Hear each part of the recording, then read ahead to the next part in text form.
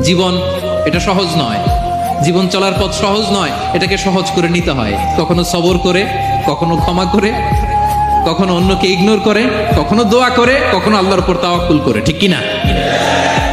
জীবন এটা সহজ নয়, জীবন চলার পথ সহজ নয়, এটাকে সহজ করে নিতে হয়। কখনো সবর করে, কখনো ক্ষমা করে, কখনো অন্যকে ইগনোর করে, কখনো দোয়া করে, কখনো আল্লাহর উপর তাওয়াক্কুল করে, ঠিক কিনা?